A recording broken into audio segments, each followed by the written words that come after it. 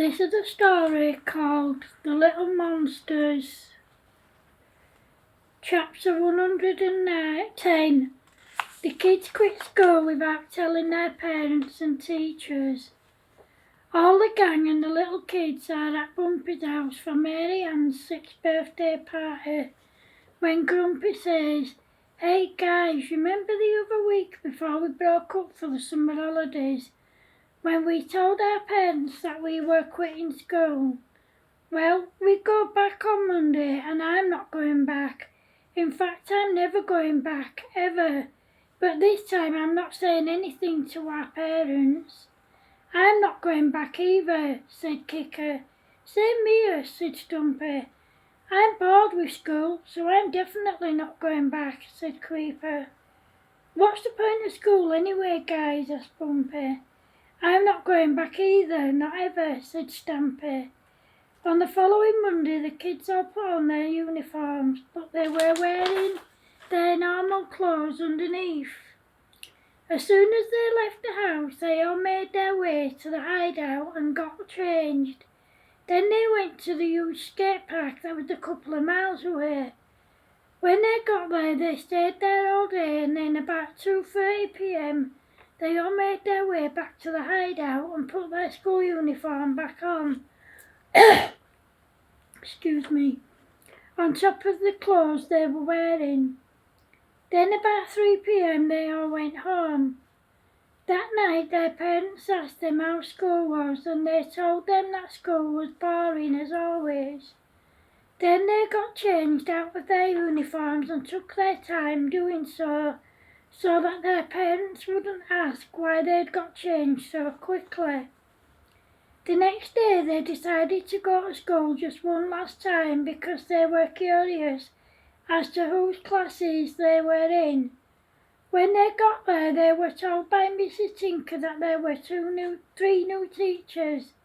Mr. Grease, who was their form teacher, his wife Mrs. Grease, who was their English teacher, and Miss Tintin, who was their maths teacher. As soon as they left Mrs. Tinker's office, they left the school premises and went to the hideout. When they got there, they took off their school uniforms and then they went to the huge skate park. When they got there, there was nobody else there, so they had all the whole place to themselves. Then Stampy said, "Hey guys, I wonder what else is round here. Oh, fancy's going on a bike ride to look around." Everyone agreed, jumped on their bikes and went to look around.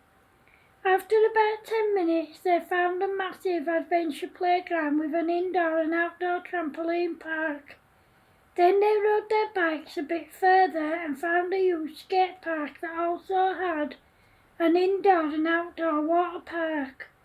The skate park was about 3 times the size of the one they just left, and there was also a BMX racing track right next door. The skate park was called the Ramdale Skate Park. The water park was called the Ramdale Water Park, and the BMX track was called the Ramdale BMX Racing Track. They decided that from now on they were going to go there every day instead of going to school. However, after they hadn't been to school for a whole week, Mrs. Tinker phoned their parents. When they went home, their parents demanded to know where they'd been. Of course, they told them that they'd been at school, but they said that they knew they hadn't because Mrs. Tinker had rang them. They were all grounded and told to go to their rooms. However, instead of going to their rooms, they all just casually walked out of their front door, grabbed their bikes and met at the hideout. The following Monday, they were told by their parents to go straight to school, and they must report to Mrs. Tinker as soon as they got there. They didn't take any notice, they just rode their bikes to the Ramdale Skate Park and spent the day there. When they went home, their parents had left them a note telling them all to meet at Creeper's house. When they got there, they all sat down, and then Creeper's dad said to them, "Why haven't you kids been to school again?" "Because we don't want to go, Dad," answered Creeper. "Whether you want to go or not, you have to go, sweetheart. You don't have a choice, any of you," said Creeper's dad. "School is boring, Uncle Jack," said Creeper. "Boring or not, you have to go to school. As of tomorrow, we'll be taking you to school, and we'll do that until we decide that you can be trusted to go by yourselves," said Bumpy's mum. The next day the kids' parents took them to school, and every day after that for 3 weeks.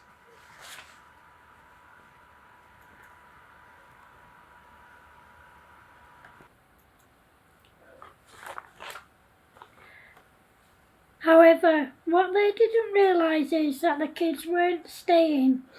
Every day they went into their form class, got their mark on the register, waited for everyone to go to assembly, left the school premises, went home and sneakily got their bikes and skateboards, and then they went to the Rydal skate park. Every day they made sure that they dropped their bikes and skateboards off at home before school was over for the day. Then they went to the hideout and went home at the same time they did every day after school. Some days, so their parents wouldn't get suspicious, they pretended to do their homework upstairs in their bedrooms. They continued to do this for quite some time, and neither their parents or the school noticed, or so they thought. Mrs. Tinker had been off sick for a few weeks after the car accident, but when she came back she asked how the gang were doing, only to be told that no one but their form tutor had seen them for weeks. She immediately rang their parents to let them know that the kids had been going to school, getting their meals, and then getting their marks and then leaving. She arranged a meeting with them and the kids. When the kids found out, they told each other that they weren't going. That day when they found out, they made arrangements to meet at the swing after all their families went to bed. Then they all went to the hideout and spent the night there, and they didn't go home until 9 p.m. the following night. As you can imagine, their parents were really angry with them, but they didn't care. They just carried on doing the same thing for over a week, and then they refused point blank to go to school. Their parents decided to take drastic measures by putting extra locks on the doors. This didn't bother the kids though, because when all their families were in bed fast asleep, they all sneaked downstairs, took the keys to the locks, let themselves out, locked the doors from the outside so their families couldn't get out, met at the swing, and then spent the night at the hideout. The next day they went into town and got several copies of each key made and hid them in their backpacks. When they got back from town, they rode their bikes to the Randall skate park and spent the day there. By the time they got home, it was past 9 p.m. again.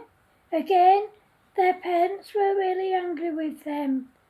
What the kids didn't realise is that their parents had put strong locks on their bedroom doors.